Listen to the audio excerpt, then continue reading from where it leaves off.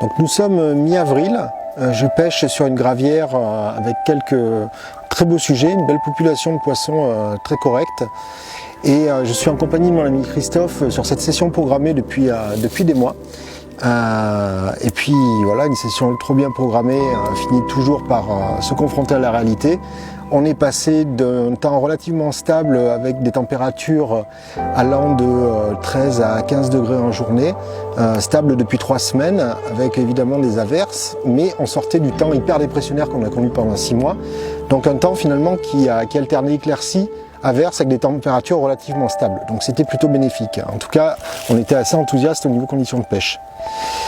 Bien évidemment, ça s'est pas passé comme ça. On est arrivé sur le plan d'eau en début de semaine avec voilà, des touches qui sont enchaînées sous un temps couvert, c'était parfait. Et dès le lendemain, grand ciel bleu, on s'est retrouvé avec des températures de 26-27 degrés en journée d'un seul coup.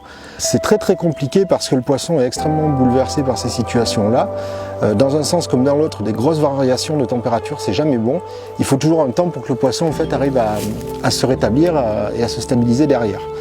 Donc assez compliqué, on a des spots qui donnent de façon extrêmement inconstante, tantôt en plein eau, tantôt sur des plateaux, tantôt sur des dévers, tantôt en bordure, mais on n'arrive pas du tout à stabiliser la pêche. Les spots changent en termes de productivité en permanence. Donc une situation relativement complexe.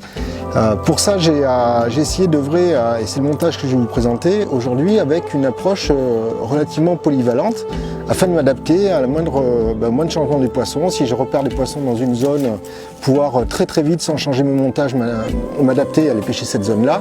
Et inversement, si je me retrouve dans des zones plus profondes que celles que je pêchais précédemment, ne pas changer forcément toute la stratégie autour de mon montage. Donc une adaptation hyper rapide. Alors pour ce faire, j'utilise des montages qui fonctionnent bien, logiquement au printemps ou en été, qui jouent sur la finesse parce que les eaux sont relativement claires et qui va permettre en fait davantage de stimuler les poissons et de les tenter et on va dire d'accrocher le moindre poisson qui se laisserait tenter par la bouchée qu'on va lui présenter.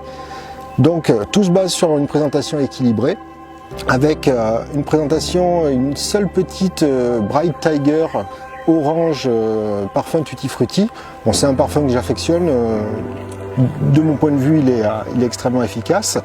Mais surtout, ce qui m'intéresse là, c'est la couleur flashy orange que je vais associer à un dumble d'une autre couleur, en l'occurrence du rose, pour qu'on ait une petite bouchée qui, présentée dans des eaux relativement claires, puisse stimuler éventuellement le poisson. Cette hèche équilibrée va être uniquement plombée par le poids de mon hameçon. Je rajoute absolument aucun lest, ça s'équilibre à la perfection. Et je relie mon hameçon taille 6 à une petite longueur d'une quinzaine de centimètres de fibre tech très fine, qui a le mérite aussi d'être extrêmement souple et de présenter un coating que j'enlève, que je dénude sur 5 cm au-dessus de l'œillet de l'hameçon et que je vais venir par la suite recouvrir avec 2 petits points de tungstène, pas de tungstène, pour venir vraiment plomber la partie non mécanique, on va dire, du bas de ligne au niveau du substrat et pêcher de manière très discrète. À cela, j'ajoute un sleeve lui-même constitué de plastique tungstène qui va me permettre de plaquer le départ de mon hameçon. C'est important parce que je travaille avec des plombs marins.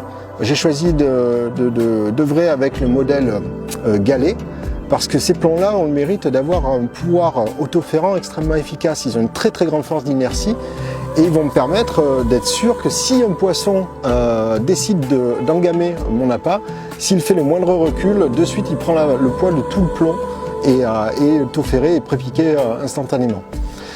Je relie ensuite mon plomb marin à 60 cm environ de fluorocarbone, donc pour faire une mini tête de ligne extrêmement discrète mais en même temps extrêmement résistante à l'abrasion, qui va venir compléter mon dispositif et me permettre de pêcher en toute discrétion. Et pour le moment, je peux pas dire qu'on fasse la pêche du siècle, mais en termes de poissons, j'estime qu'on est plutôt bien servi.